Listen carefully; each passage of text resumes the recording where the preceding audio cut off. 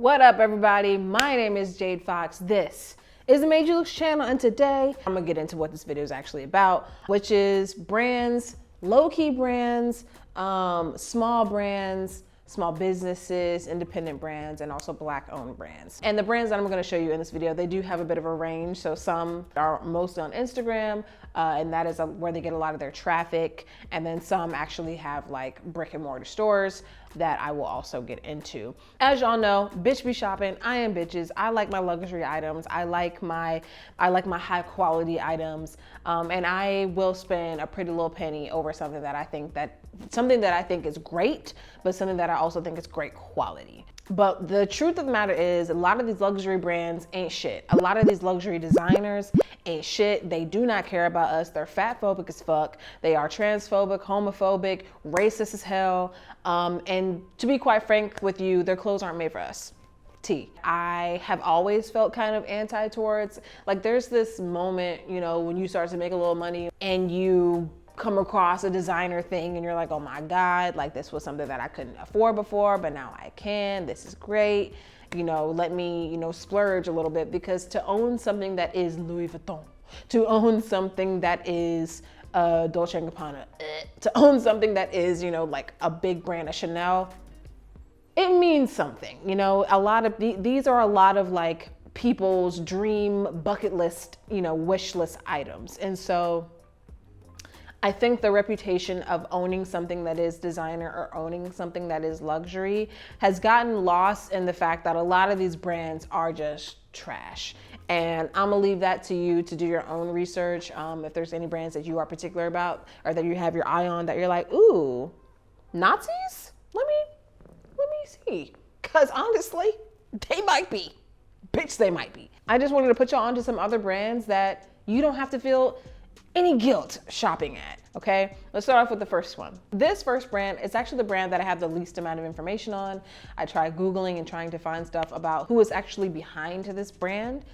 Can't find it. I was put on by my homegirl Maya, and the brand is called Brainchild Incorporated. And it is a streetwear brand. It's based out in Boston. I want to say, I could be wrong, but I think it's Boston. And they basically kind of drop these capsule collections every couple months. Maybe it may be more frequent than that, but I take big L's every time I try to cop something when they do drop something, just because shit sells out, because it is that high of quality, but it is also that beautiful. Like, the one thing that I find that's amazing about Instagram is not only does it help you find designers out there who are very low key or who just don't have huge audiences, but it also just like shows you creatives who are creative in one field, usually like graphic design or like some type of like visual art. And then they're like, actually, I'm so lit at this, I might as well put this on some clothes and make some money too. And that's usually the people that I end up coming across. It's people who are visual designers first, so not necessarily fashion, but like graphic design or even like product design.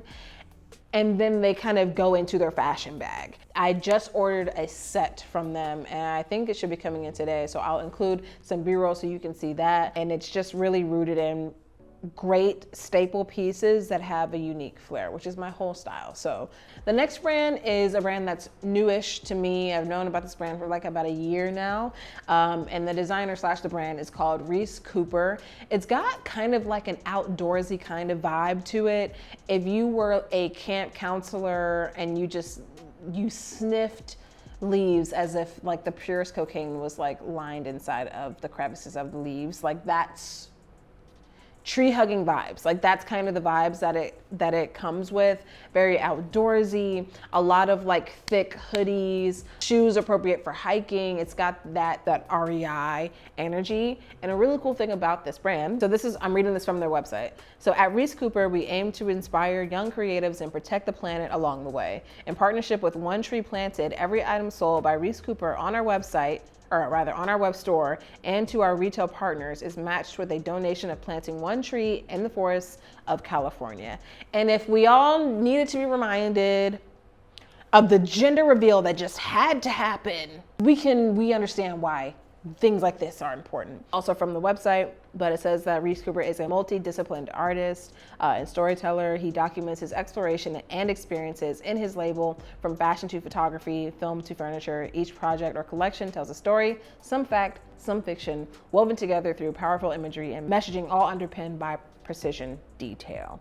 A very strong point of view, which I didn't know I needed in a brand until recently. I just love when brands just stick to what they know, or not stick to what they know, when they know who they are and they just dive 1000% into that and they stay there. This brand has a very strong point of view. Like I was saying, outdoor, hiking, camp, that type of vibe. Telfar. I feel like I'm not gonna spend too much time on this brand because y'all should know who Telfar is at this point. Telfar Clemens, wonderful designer, queer Black designer. Listen, I know who I am. I know my lane here on this platform, and I am not a fashion journalist, nor am I a fashion analyst. So I'm gonna tell you what I know. I'm gonna tell you what I bought, and I'm gonna tell you my thoughts and what I can gather from a website. But if you're wanting the full history of these different brands, I suggest you go look them up and see the specific information that you're looking for. Telfar within the Black community, let me just tell you, if you don't got a telfali, a little telfali, Telfar feels almost like how Coogee sweaters feels, where this is something that we really care about. Like this is a designer, and this item means a lot, not because we just think it's tight, but because it was created with us in mind. And that is something that you simply don't get from a lot of these like highbrow luxury designers, is they don't make that shit with you Blacks in mind. That sounds harsh, but it's true. They don't think about this shit with us queers in mind. Like they don't think about that. So when I say they don't make clothes for us, that's what I'm talking about. Like they're not thinking about you thick ass people out there. They're not thinking about my big people out there. They're not thinking about my little fatties out there. Like they're not thinking about us. And so Telfar, when he first came out, he was all about inclusivity. He was all about making sure that people could actually have access to the things that he creates. And like a lot of these fashion brands, it's really rough. Those first few years, a lot of brands don't even make it. And with Telfar specifically wanting to have his bags at a lower price point, drop them in the ways that he does, the bag security program, his desire for inclusivity and access to be at the forefront was projected to have him lose money. And he may have even lost money, but because, the success of the bags, especially during the pandemic, Beyonce wore the bag, Issa wore it on Insecure, Oprah, I think it was on one of Oprah's like favorite things lists. It just grew in popularity, but it more so grew in popularity within the Black community. And so this bag, it feels very personal to me. And also on top of the fact that he's queer too, a Black queer designer, leaning into his Black queerness. Y'all already know I love to see it. Telfar is not only giving us things that are aesthetically great and useful, but he's finding ways to disrupt the industry as a whole. I gotta give props where props are due. Next designer, I believe he's more of a visual artist, so I'm gonna give him that title. Erwin Hayes, he owns a brand called Futurist Color. I copped a hoodie like a couple months ago. It says respect the people, not just the culture, and because that's what I believe. He creates pieces that are very visually appealing, visually different than what you're gonna see. Basically, he is creating graphics that Urban Outfitters and PacSun are really trying to pull off themselves. They just can't get graphics right. And I think that's when having someone who comes in as a graphic designer first, so someone who is thinking outside of, what will look cute on a t-shirt, and more about what's the message, what is the feeling that I want to evoke, what feels current, what feels now. I think that is the kind of thinking that is required when creating graphics, and Futurist Color, Erwin Hayes, is doing that. And they're doing that at a fairly agreeable price point. Also, I'd rather pay the $50 so that this person can have a profit rather than paying the $20 so that ASOS or whatever other brand can like not give that money to their workers, you know? This is a new brand that I just put myself on. I was on my Explore page and just randomly came across this person, and I saw this really dope sweater, which I have, and I will get it. This sweater, and this is one of the really popular tapestry sweaters that's out right now. Super, super trendy. But what was different about it was that it felt better. I love the all over print. The quality is really, really great. They did their thing on this. And the best part is that it is a queer owned brand. The person behind this, as well as the brand, their name is Malia Hart, but the tag says We're Gay. So I'm assuming the brand, but I'm assuming that the brand is We're Gay, which take the guesswork out, help me out. So it's a queer owned, Black owned student. I believe she's a student, like she's still in school producing things to this quality right now that you can purchase from right now. This was about $200. Like I said, it's not cheap, but it's going to this young queer Black person who's just trying to graduate and like eat off their meal plan, you know? So I was like, yeah, I'm gonna throw you some money. And plus, in exchange, I get a dope ass sweater. And so it's like, it's really the best situation, in my opinion. Malia also just put out a gay collection, like it's literally just called Gay. And they like adapted the Gap logo.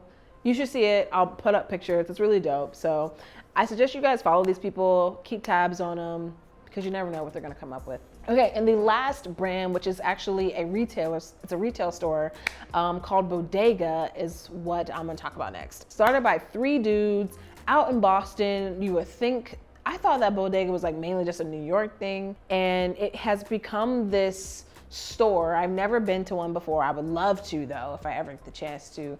But the way that I've seen it described and the way that I've seen their stores look in pictures, it looks like a bodega fused with a retail store. They sell brands like Nike, they sell brands like New Balance. They've done collabs with New Balance. They've done sneaker collabs over the last like couple years.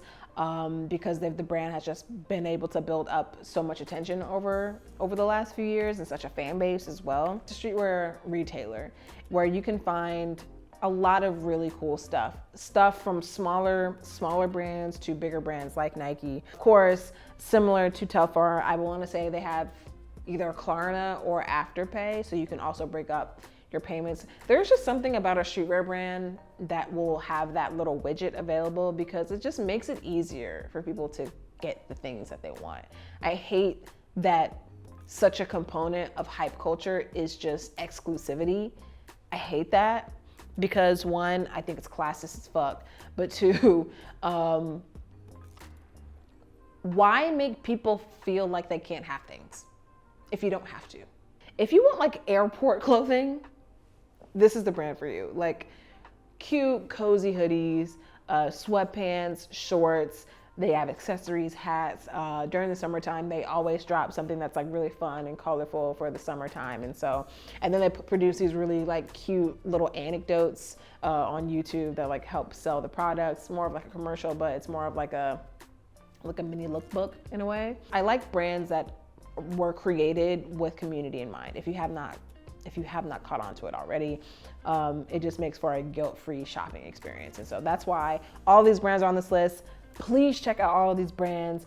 I will leave links to everything in the description below. Put money in good people's hands. That's all I'm saying. And let me know what y'all thought of this video. I will see y'all very soon in another one. Oh wait, no.